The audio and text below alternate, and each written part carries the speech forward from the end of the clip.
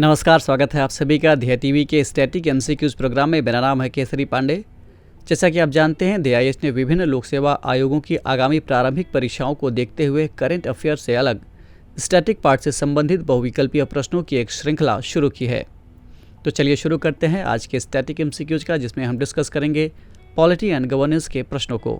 लेते हैं पहला प्रश्न। निम्नलिखित में से कौन सा अथवा कौन से कथन असत्य हैं? पहला, सार्वजनिक पदों पर पदोन्नति में आरक्षण का मौलिक अधिकार के रूप में दावा किया जा सकता है। दूसरा, राज्य नियुक्तियों और पदोन्नतियों में आरक्षण प्रदान करने के लिए बाध्य है। विकल्प हैं ए केवल एक, बी केवल दो, सी एक और दो दोनों, अथवा डी इनमें से कोई नहीं।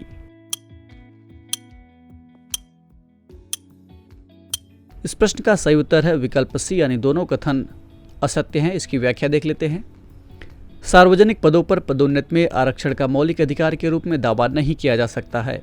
संविधान के अनुच्छेद 16 क्लास 4 और 16(4)(a) व्यक्तियों को पदोन्नति में आरक्षण का दावा करने का मौलिक अधिकार प्रदान नहीं करता है। ये राज्य को केवल अनुसूचित जातियों और अनुसूचित जनजातियों के पक्ष में नियुक्ति और पदोन्नति के मामलों में आरक्षण करने का अधिकार देता है, यदि राज्य की राय में राज्य की सेवाओं में उनका पर्याप्त प्रतिनिधित्व नहीं है। सुप्रीम कोर्ट ने फैसला सुनाया है कि राज्य नियुक्तियों और पदोन्नति में आरक्षण प्रदान करने के लिए बाध्य नहीं है और पदोन्नति में आरक्षण का कोई मौलिक अधिकार नहीं है। राज्य सरकारें आरक्षण देने के लिए बाध्य नहीं हैं और आरक्षण प्रदान करने में विवेकाधिकार रखती हैं। बढ़ते हैं दूसरे प्रश्न की ओर। निम्नलिखित में से कौन सा अथवा कौन से कथन सत्य हैं? पहला, जब संसद का सत्र नहीं चल रहा हो तो संविधान केंद्र सरकार को कानून बनाने की अनुमति देता है। दूसरा, एक अध्यादेश को कितनी भी बार फिर से प्रख्यापित किया जा सकता है, यानी चाहे जितनी बार अध्यादेश को लाया जा सकता है, इसकी कोई सीमा नहीं है। तीसरा, किसी राज्य का राज्यपाल राष्ट्रपति के अनुमोदन से ही अध्यादेश जारी कर सकता है।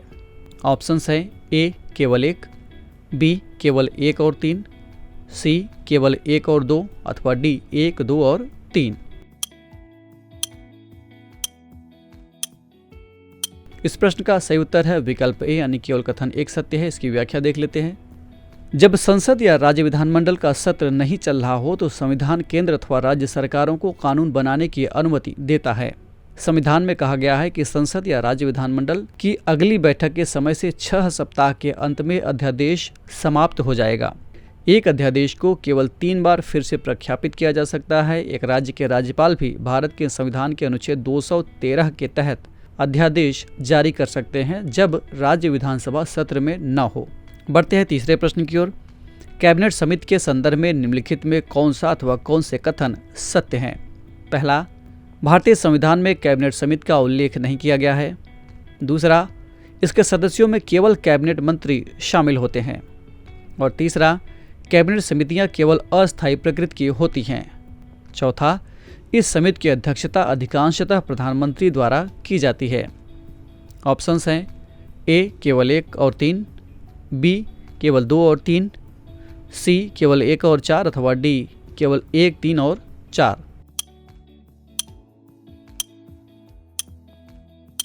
इस प्रश्न का सही उत्तर है विकल्प सी, यानी केवल कथन एक और चार सत्य हैं। इसकी व्याख्या देख लेते हैं।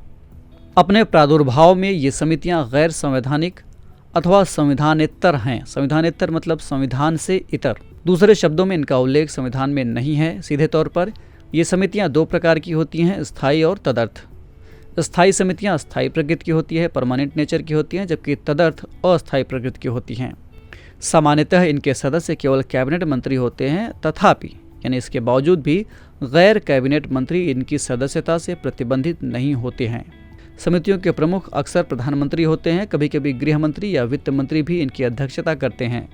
हाल ही में केंद्र सरकार ने निवेश एवं समृद्धि तथा रोजगार एवं कौशल विकास पर नई स्थायी समितियों यानी कैबिनेट का गठन किया है। बढ़ते हैं चौथे प्रश्न की ओर। निम्नलिखित में से कौन सा अथवा कौन से कथन सत्य हैं? पहला, 42वें संविधान संशोधन अधिनियम के तहत भारतीय संविधान में अधिकरणों को जोड़ा गया। अधिकरण यानी ट्राइब्यूनल्स। दूसरा, केंद्रीय प्रशासनिक अधिकरण का क्षेत्राधिकार सर्वोच्च न्यायालय के अधिकारियों के साथ साथ संसद के सचिवालयी स्टाफ तक विस्तारित है। ऑप्शंस हैं ए केवल एक, बी केवल दो, सी एक और दो दोनों, अथवा डी इनमें से कोई नहीं।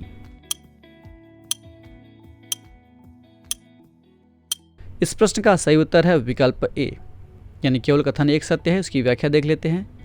मूल संविधान में अधिकरण के संबंध में उपबंध नहीं था। संविधान के 42वें संशोधन अधिनियम 1976 से एक नया भाग 14 क जोड़ा गया।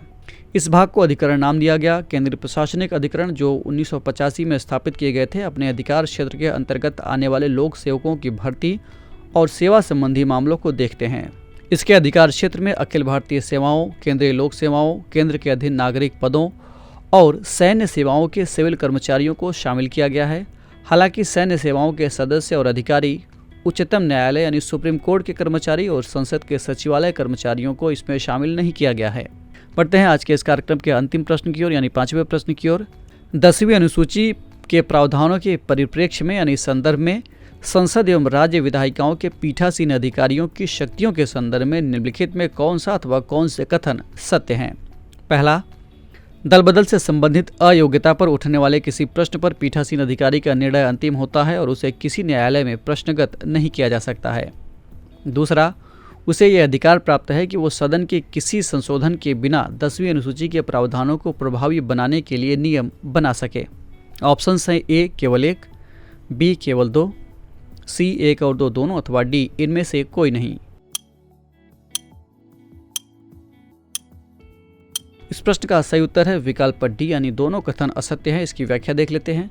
शुरुआत में इस कानून यानी 1985 के कानून के 52वें संशोधन के अनुसार अध्यक्ष का निर्णय अंतिम होता था और इस पर किसी न्यायालय में प्रश्न नहीं उठाया जा सकता था। लेकिन क्योतो होलोहान मामले में, जो कि 1993 में हुआ था, उच्चतम न्यायालय ने ये उपबंध इस आधार पर असंवैधानिक घोषित कर दिया था कि ये उच्चतम न्यायालय और उच्च न्यायालय यानी हाईकोर्ट के अधिकार क्षेत्र से बाहर जाने की एक कोशिश है।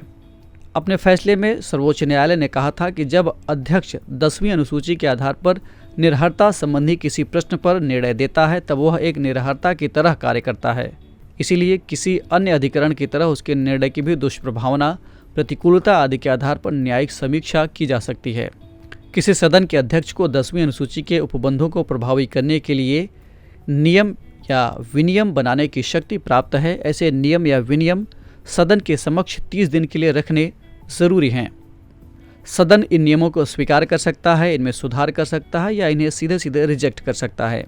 वो एक दल बदल का मामला तभी उठा सकता है जब उसे सदन के किसी सदस्य से शिकायत मिली हो, यानी सुओ मोटो लेवल पर वो ऐसे मामले नहीं देख सकता पीठासीन अधिकारी। तो ये था आज का स्टैटिक एमसीक्यूज कार्यक्रम। कमेंट करके हमें ज़रूर बताएगा कि आपके 5 में से कितने प्रश्न सही हुए।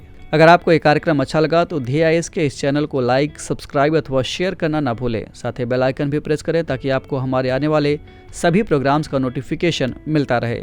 अगले दिन हम फिर हाजिर होंगे एक नए विषय के स्टैटिक एमसीक्यूज के साथ। तब तक के लिए पढ़ते रहिए और बढ़ते रहिए। नमस्कार।